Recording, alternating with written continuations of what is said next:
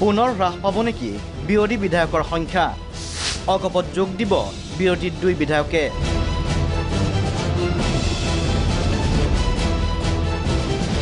এই দাবী মন্ত্ৰী তথা অগপৰ কাৰ্যকৰী সভাপতি কেশৱ মহন্তৰ।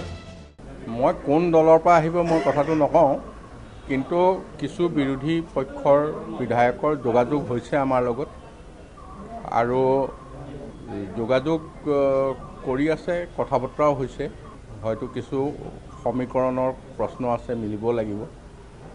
অলপ আজিয়ে মই খাটাং ক'ব নোৱাৰোঁ, কিন্তু আশা কৰিছোঁ তেনেধৰণৰ এক আগমন বা ভাল খবৰ আপোনালোকে পাব। মই কোন বিধায়ক মই নাম কেতিয়াও নকওঁ, কাৰণ এইটো এটা তেওঁলোকৰো এটা ৰাজনৈতিক কথা আছে। গতিকে তেওঁলোকৰ হয়তো আগতীয়া কথা ক'বলৈ গ'লে তেওঁলোকৰো অসুবিধা হ'ব।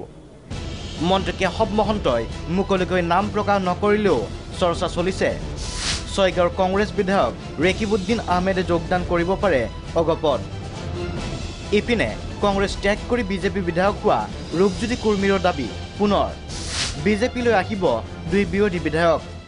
মুখ্যমন্ত্ৰী ডক্টৰ হেমন্ত বিশ্ব শৰ্মাৰ নেতৃত্বত এই দ্বিতীয়বাৰৰ বাবে যেতিয়া চৰকাৰ হ'ল, অসম গণ পৰিষদ UPPL আৰু অসমৰ খিলঞ্জীয়া মূলৰ লোকসকলক লৈ পেলাই গণশক্তিৰ পৰা আদি কৰি যেতিয়া চৰকাৰখন গঠন হ'ল, তেতিয়া মই কংগ্ৰেছৰ যিটো ভৱিষ্যত একো দেখা নাছিলোঁ।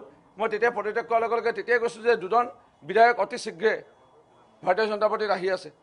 আৰু মই কোৱা কথাষাৰিয়ে সঁচা প্ৰমাণিত হ'ল। সুশান্ত বৰগোহাঁই ডাঙৰীয়া, ফণী তালুকদাৰ ডাঙৰীয়া ভাৰতীয় জনতা পাৰ্টীত যোগদান কৰিলে।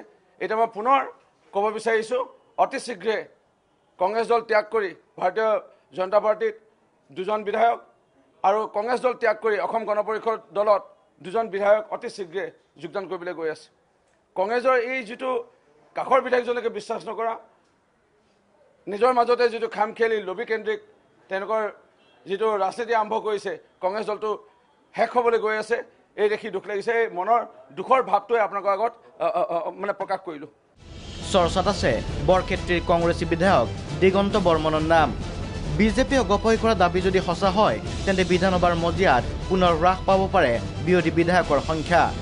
Bureau' report, Prag news.